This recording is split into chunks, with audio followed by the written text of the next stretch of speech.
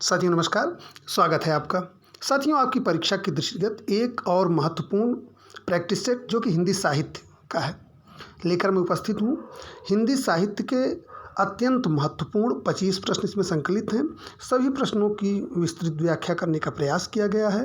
तो इन 25 प्रश्नों के माध्यम से कम 100 के आसपास प्रश्नों का आपका अभ्यास हो जाएगा।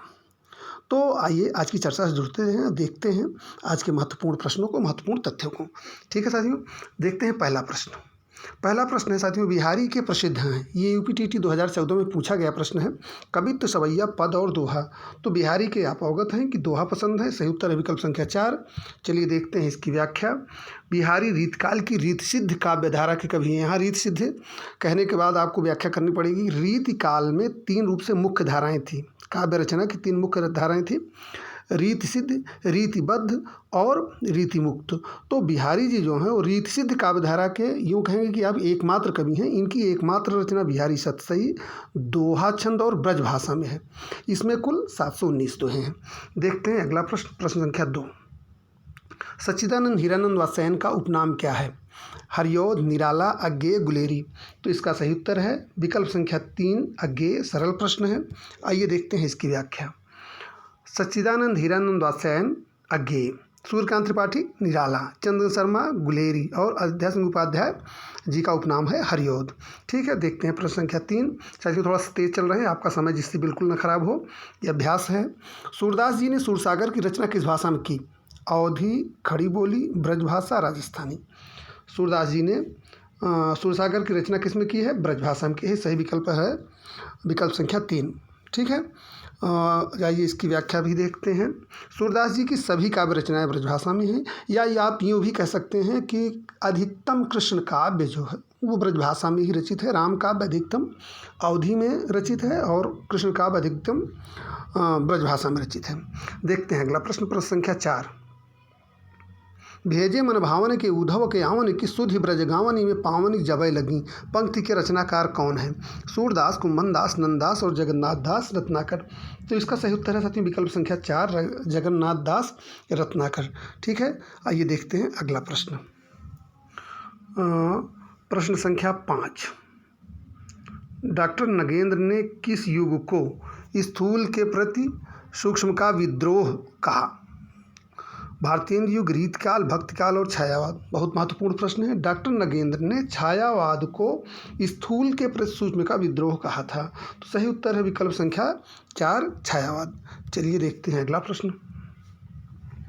अगला प्रश्न है, मेरी तिब्बत यात्रा के रचनाकार कौन है? श्री राम शर्मा, बनारसी दास चतुर्वेदी, महादेवी वर्मा, राहुल सांकृत्यायन। साथियों इन चारों नामों में एक नाम ऐसा है राहुल सांकृत्यायन जी का, जिन्होंने बहुत यात्रा साहित्य लिखा है। वो घुमक्कड़ थे, घूमते रहते थे और यात्रा साहित्य की रचना वो करते रहते थे। तो इसमें सही उत्तर है साथियों विकल्प संख्या 4 राहुल सांकृत्यायन। आइए इस प्रश्न की व्याख्या देखते हैं। बहुत महत्वपूर्ण चूँकि नाम है राहुल सांकृत्यायन जी का।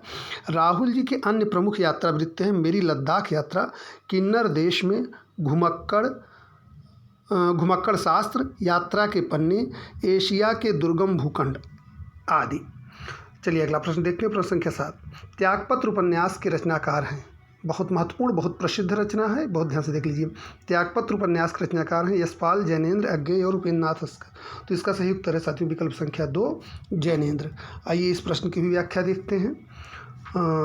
जैनेन्द्र जी के अन्य प्रमुख उपन्यास हैं परख, सुनीता, कल्याणी, सुखदा, विवर्त, व्यतीत, जयवर्धन और मुक्तिबोध। ये है जैनेन्द्र जी के प्रमुख उपन्यास हैं। और यशपाल जी के प्रमुख उपन्यास कौन कौन से हैं? झूठा सच, तेरी मेरी उसकी बात, अमिता, दादा कामरेड, देशद्रोही, मनुष्य के रूप आदि।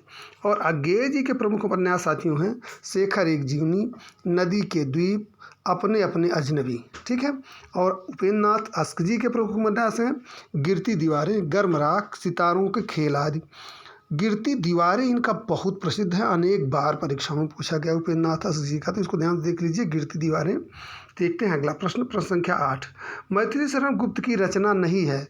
बहुत ध्यान से देखिए, इस तरह के प्रश्न थोड़ा सा उलझाने वाले होते हैं।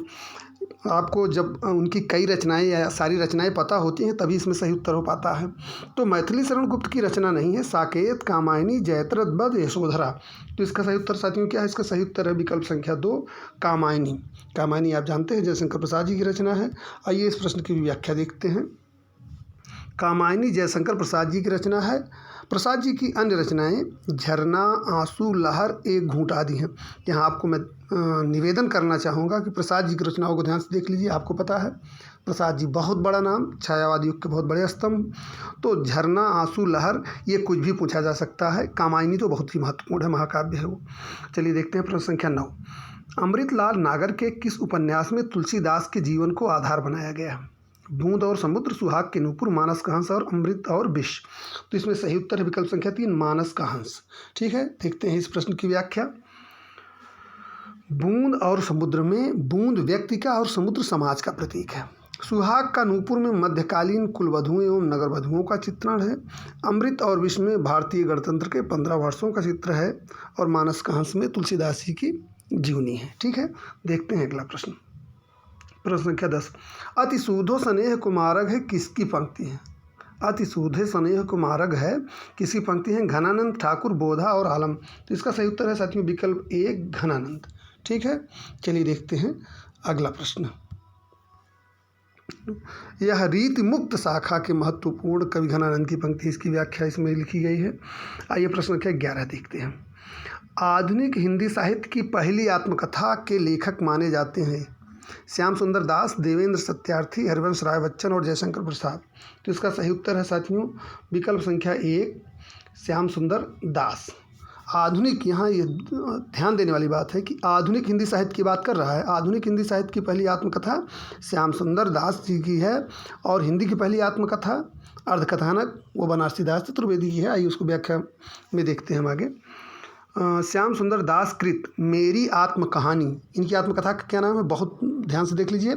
श्याम सुंदर दास जी की आत्मकथा है मेरी आत्म कहानी, 1941 में प्रकाशित हुई थी। ये आधुनिक हिंदी साहित्य की पहली आत्मकथा माना जाता है। अब आइए और इस प्रश्न की व्याख्या को विस्तार में देखते हैं। बहुत महत्वपूर्ण तथ्यों को देखते हैं। हरिवंश राय बच्चन की आत्मकथा 4 भागों में है। इनके चारों भाग बहुत प्रसिद्ध हैं और बहुत ही महत्वपूर्ण हैं।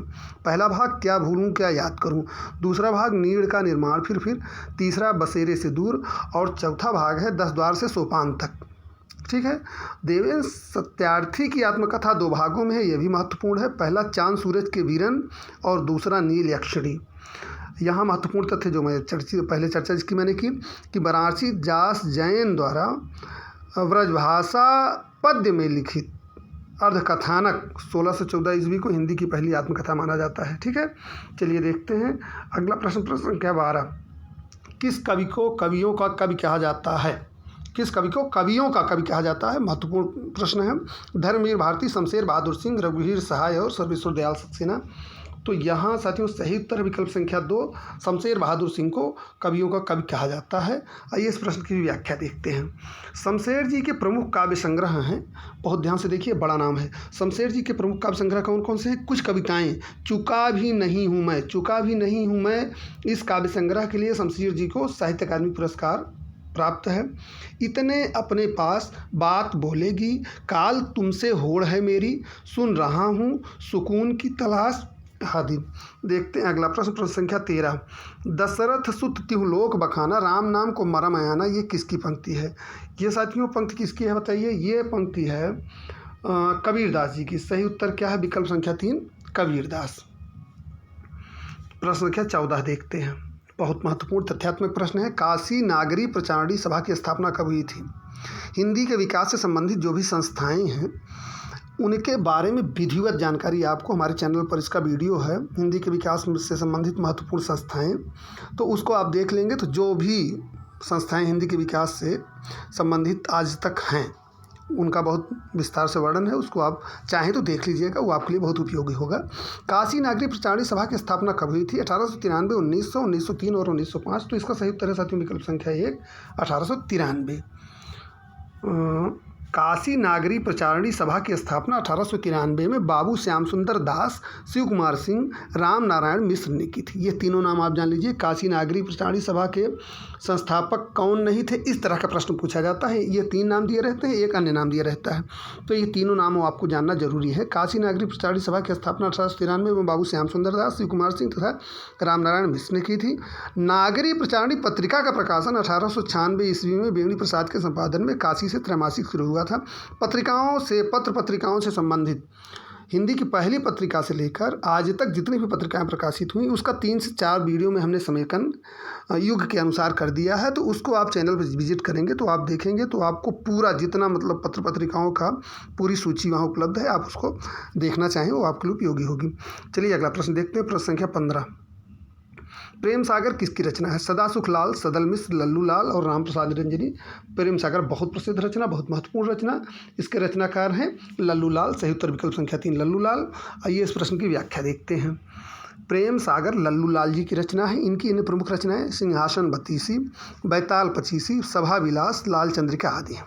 सदल मिश्र जी की प्रसिद्ध रचना नाचकेतोपाख्यान है। मुंशी सदासुख लाल की रचना सुख सागर है, जबकि राम प्रसाद निरंजनी की रचना भाषा योग वशिष्ठ बहुत प्रसिद्ध है। चलिए देखते हैं अगला प्रश्न। प्रश्न संख्या 16, ये भी महत्वपूर्ण प्रश्न है। चंदायन के रचयिता कौन है? जायसी, कुतुबन, मंजन और मुल्ला दाऊद। सही उत्तर विकल्प संख्या 4 मुल्ला दाऊद। ठीक है, इस प्रश्न की व्याख्या देख लेते हैं। सूफी प्रेमाख्यान काव्य चंदायन 1379 ईस्वी में इसकी रचना हुई थी। ये मुल्ला दाऊद की रचना है। ठीक है, चलिए देखते हैं प्रश्न संख्या 17, द्विवेदी युग का नामकरण किसके नाम पर किया गया? द्विवेदी युग का नामकरण किसके नाम पर किया गया? हजारी प्रसाद द्विवेदी के, महाप्रसाद द्विवेदी के, शांतिप्रिय द्विवेदी के और सोहनलाल द्विवेदी के। तो सही उत्तर इसका है साथियों विकल्प संख्या 2 महावीर प्रसाद द्विवेदी के। चलिए इस प्रश्न की भी व्याख्या देखते हैं। द्विवेदी युग का नामकरण महावीर प्रसाद द्विवेदी के नाम पर हुआ और यहाँ यह जानना महत्वपूर्ण है कि द्विवेदी युग की समय सीमा जो है 1900 से 1918 ईस्वी है।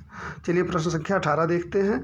पराधीन सपने सुख नाही किसकी पंक्ति है? कबीर, सूरदास, तुलसीदास, जयसी। सही उत्तर विकल्प संख्या 3 तुलसीदास। पराधीन सपने सुख नाही ये तुलसीदास जी की पंक्तियां हैं। आइए इसकी भी व्याख्या देखते हैं। यह तुलसीकृत रामचरितमानस से ली गई पंक्ति है। ठीक है साथियों, अगला प्रश्न देखते हैं। प्रश्न संख्या 19, अपने अपने पिंजरे किसकी आत्मकथा है? ओम प्रकाश वाल्मीकि, मोहनदास नैमिषराय, जयप्रकाश कर्दम, शिवराज सिंह बेचैन। अपने अपने पिंजरे, इसका सही उत्तर है साथियों विकल्प संख्या 2 मोहनदास नैमिषराय। मोहनदास नैमिषराय प्रसिद्ध दलित लेखक हैं। अपने अपने पिंजरे इनकी आत्मकथा है। आइए इस प्रश्न की व्याख्या आगे देखते हैं। अपने अपने पिंजरे मोहनदास नैमिषराय की तथा जूठन ओम प्रकाश वाल्मीकि की आत्मकथा। जूठन को तो आप जान लीजिए परीक्षा में हजारों बार पूछा जा चुका है, इसलिए जूठन बहुत महत्वपूर्ण है। जूठन किसकी है? ओम प्रकाश वाल्मीकि की है और अपने अपने पिंजरे मोहनदास नैमिषराय की है। दलित साहित्य से संबंधित तमाम वीडियो चैनल पर हैं, आप चाहें तो उसको देख सकते हैं। आत्मकथा, कहानी, उपन्यास उसमें सब है। ठीक है, अगला प्रश्न देखते हैं। प्रश्न संख्या 20, ईदन नमम किसकी रचना है? ममता कालिया, मन्नू भंडारी, चित्रा मुग्दल, मैत्रेयी पुष्पा। तो इसका सही उत्तर साथियों विकल्प संख्या 4 मैत्रेयी पुष्पा। ईदन नमम ये मैत्रेयी पुष्पा का उपन्यास है। इस प्रश्न की आइए आगे व्याख्या देखते हैं। यह मैत्रेयी पुष्पा जी का उपन्यास है ईदन नमम। इनके अन्य प्रसिद्ध उपन्यास स्मृतिदंश, बेतवा बहती रही, चाक, झूला नट, अलमा, कबूतरी आदि हैं। साथियों प्रश्न संख्या 21 देखते हैं। लोक मंगल की भावना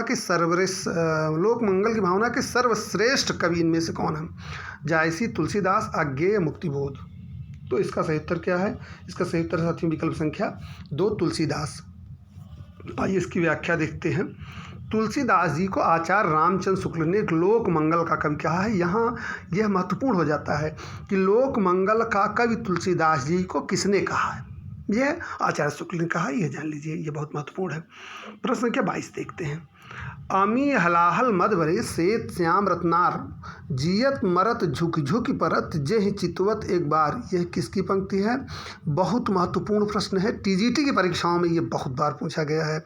अमी हलाहल मदभरे श्वेत श्याम रत्नार, जियत मरत झुक झुक परत, जेह चितवत एक बार। ये किसकी पंक्ति है? देव बिहारी रसलीन मतिराम। तो इसका सही उत्तर है साथियों विकल्प संख्या 3 रसलीन। ये रसलीन जी की पंक्तियां हैं। आइए इस प्रश्न की व्याख्या देखते हैं। रीतिबद्ध धारा के कवि रसलीन द्वारा रचित उक्त पंक्ति है और इनकी प्रमुख रचना है अंग दर्पण तथा रस प्रबोध। ठीक है, चलिए देखते हैं प्रश्न संख्या 23। आवारा मसीहा जीवनी में किसका जीवन चरित्र वर्णित है? बंकिम चंद्र चटर्जी, शरद चट्टोपाध्याय, भगत सिंह और जैनेन्द्र। तो इसका सही उत्तर है साथियों विकल्प संख्या 2, शरद चंद्र चट्टोपाध्याय। इस प्रश्न की भी व्याख्या देखते हैं। आवारा मसीहा नामक जीवनी परक उपन्यास, यह है क्या है? आवारा मसीहा जीवनी परक उपन्यास है। इस जीवनी परक उपन्यास में विष्णु प्रभाकर जी ने, किसका उपन्यास है? विष्णु प्रभाकर का। यहाँ यह भी जानना महत्वपूर्ण है। आवारा मसीहा किसकी रचना है? विष्णु प्रभाकर जी की रचना है और इसमें शरदचंद्र जी के जीवन चरित्र का वर्णन उन्होंने किया है। चलिए देखते हैं प्रश्न संख्या 24। पिता कहानी के लेखक कौन है? पिता कहानी के लेखक कौन है? शेखर जोशी, उषा प्रियमवदा, उदय प्रकाश और ज्ञान रंजन। तो यहाँ सही उत्तर है साथियों विकल्प संख्या 4, ज्ञान रंजन। बहुत महत्वपूर्ण प्रश्न है, इसको ध्यान से देखिए और इसकी व्याख्या को ध्यान से देखिए। इसकी व्याख्या बहुत महत्वपूर्ण है। ज्ञान रंजन जी की प्रसिद्ध कहानियाँ पिता, फेंस के इधर उधर, सपना नहीं, क्षणजीवी आदि। उदय प्रकाश की प्रसिद्ध कहानी तिरिछ, मोहनदास, पाल गोमरा का स्कूटर, पीली छतरी वाली लड़की आदि हैं। उषा प्रेमवदा की प्रसिद्ध कहानी वापसी है तथा शेखर जोशी की बहुत प्रसिद्ध कहानी है कोसी का घटवार। ये बहुत महत्वपूर्ण है। चलिए आज के वीडियो का अंतिम प्रश्न, हम दीवानों की क्या हस्ती है आज यहाँ कल वहाँ चले, किसकी पंक्ति है? नरेंद्र शर्मा, हरिवंश राय बच्चन, बालकृष्ण शर्मा, भगवती चरण वर्मा। तो इसका सही उत्तर है साथियों विकल्प 4, भगवती चरण वर्मा। आइए इस प्रश्न की व्याख्या देख लेते हैं।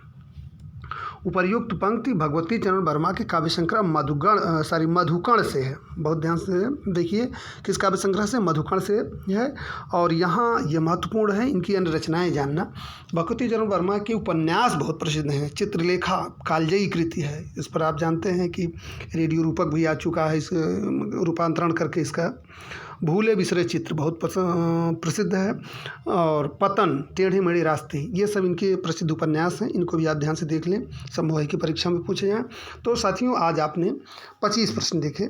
यह 25 प्रश्न बहुत महत्वपूर्ण हैं। 25 प्रश्न की कोशिश की गई कि व्याख्या की जाए, उनसे संबंधित जो भी प्रश्न बन सकते हैं उन पर चर्चा हो गई। अपनी तैयारी को आप करते रहिए। आपकी परीक्षा के लिए मेरी शुभकामना है। मिलते हैं अगले वीडियो में एक नए प्रैक्टिस सेट के साथ, एक नए प्रश्न के साथ। तब तक के लिए धन्यवाद, नमस्कार।